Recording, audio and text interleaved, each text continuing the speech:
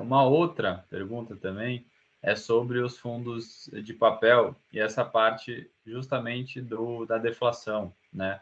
Como que isso impacta nos fundos de papel? Porque não sei se tem a ver com isso ou não, essa queda, mas ficou-se muito com medo de que, meu Deus, agora vem deflação, então vou perder dinheiro com meus fundos de papel, eles vão parar de pagar o que eles pagam. E, de fato, alguns tiveram redução mesmo, né? Algumas reduções maiores, outros menores, mas isso assusta muito o investidor, né? Que não está tão acostumado com isso. Tem investidor que não sabe nem da regrinha dos 6 meses, então olha ali a diferença de um mês para o outro, fala como assim, né? Como é que distribui muito menos e tal. Vale lembrar aí para quem vai assistir depois que os fundos imobiliários têm que entregar os lucros a cada 6 meses por obrigação, né? Não necessariamente mensalmente. E o que vocês acham em relação a isso? Assim, primeiro, como que isso impacta, né, os proventos ali mensalmente, a deflação de julho e agora provavelmente de agosto, e como é que funciona esse cálculo, né? Como é que são esses pagamentos e essa deflação atrapalha nesse caso? Assim, a gente fez um estudo aqui interno aqui para entender como cada um dos fundos, né? Assim, a gente analisa aqui cerca de 25 a 30 fundos de papel. E cada um vai ter um impacto diferente dessa deflação. Por mais que a maioria dos fundos tenham boa parte do patrimônio indexada a IPCA, né, que é o motivo aí da nossa conversa, essa parcela ela impacta diferente cada um dos fundos. Então, tem fundo que é 100% inflação ou 95% inflação. Esses vão ser um pouco mais impactados. Tem alguns outros fundos que é meio a meio. Então, metade do patrimônio dele está indexado à inflação, metade está indexado ao CDI. Essa parcela que está indexada a CDI, ela não vai ser impactada, porque o CDI aumentou, né, até do mês passado para esse, por conta do aumento da Selic, e a parcela de inflação deve ser impactada. E tem outros fundos que é 100% CDI.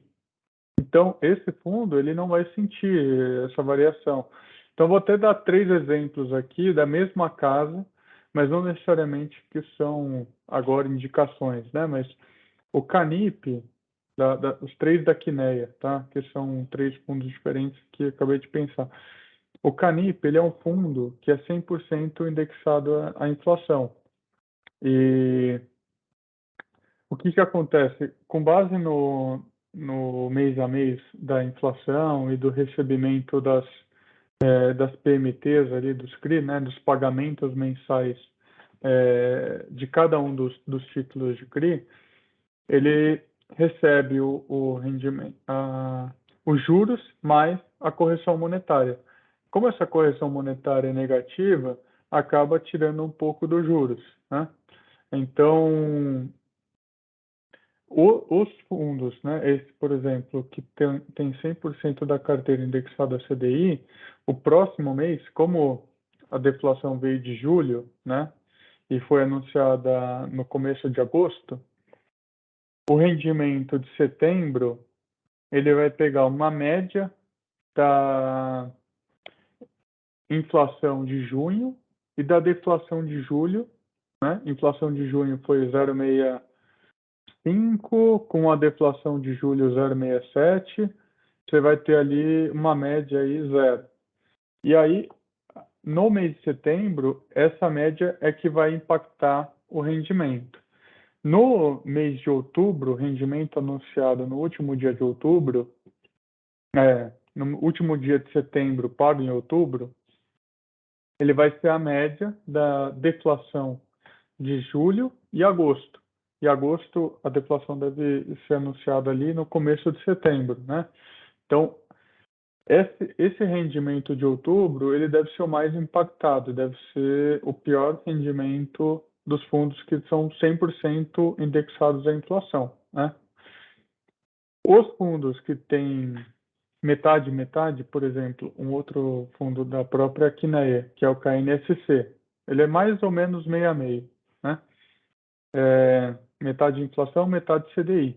Esse fundo vai ter metade do patrimônio impactado semelhante ao Canip, e a outra metade vai ser corrigida ao CDI. Então, não vai ter impacto, vai ter um impacto menor, tanto em setembro quanto em outubro. O KNCR, que é uma terceira fundo dessa mesma casa, da Quineia, ele é 100% CDI mais um prêmio. Esse não vai ter impacto quase nenhum da inflação. Tem 2% só de títulos ali indexados à inflação. Então, ele não vai ter impacto direto da deflação de julho nem de agosto. Ele vai continuar corrigindo a CDI e todos os papéis, né, que estão ali dentro da carteira, né, todos os CRIs que estão dentro da carteira. Então, esses são 3 exemplos, né, mas tem todo um universo de cobertura e tem outras gestoras que têm esses fundos, né? Aí são duas coisas, né? Esse impacto direto. Tem algumas carteiras de fundos que têm algum tipo de proteção, que alguns CRIs têm algum tipo de proteção contra a deflação. O que isso quer dizer? Né? Uma parcela ali dos ativos só corrige por inflação positiva, né? Qualquer tipo de deflação não impacta a correção monetária do papel, né? Ele considera zero. Então, essa proteção da carteira acaba também protegendo uma parte dos investidores. E uma terceira opcionalidade de gestão, né, é a reserva de lucros, né? Como você bem colocou aí, os fundos eles têm a obrigação de distribuir 95% dos lucros no semestre. Esses outros 5% acaba sendo uma reserva de lucros que algumas gestoras fazem, outras não. Tem gestoras que distribuem 100% do que gerou, ela vai distribuindo para o investidor. Então, não fez reserva de lucro. Tem gestoras que têm uma reserva de lucro confortável para manter a distribuição inalterada, independente do impacto da inflação na carteira. E mesmo não tendo nenhum CRI protegido contra a deflação, porque fez ali uma gestão ali de caixa, de patrimônio, que vai fazer com que nesse semestre ele continue distribuindo R$1, R$1,10, sei lá, qualquer que seja o número que ela estava distribuindo. Então, cada gestora vai sentir diferente, né? Cada fundo em si sente diferente esse impacto da deflação. Então, é importante o investidor saber ali que fundo que está na carteira, o que pode impactar de fato ou não, se realmente esse fundo vai ter algum tipo de impacto.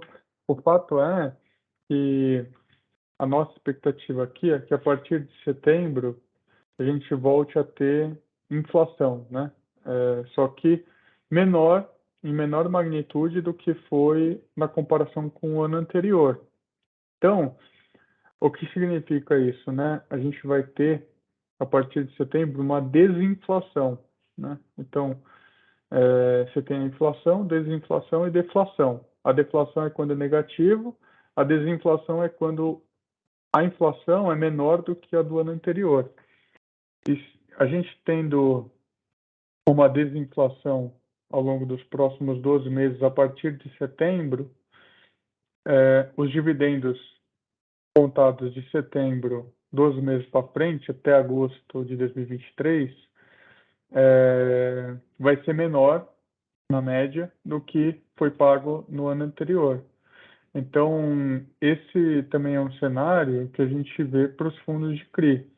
Você tem ali uma queda nos dividendos, que é natural dessa inflação menor, né? O que é o impacto da deflação é isso, né? Assim, cada fundo vai sentir diferente, vai depender da gestão ali de crise, vai depender da proteção que tem, da reserva de lucros, tudo. Mas o fato é que, na média, todos os fundos de CRI que têm alguma exposição à inflação, seja 100% ou 50%, ou 70%, 60%, qualquer que seja a sua exposição a índices de inflação, você vai ter um rendimento nos próximos 12 meses menor do que você teve nos últimos 12, tá?